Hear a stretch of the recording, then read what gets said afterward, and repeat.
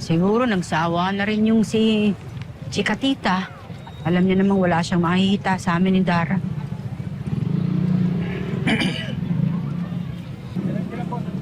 Wala ka na bang ibang nasabihan? Wala bang ibang nakakaalam?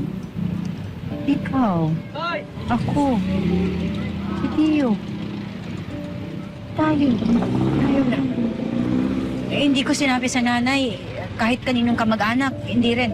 Kahit si Charis, hindi niya alam. Si Dara, di ba tinanong ka niya noon?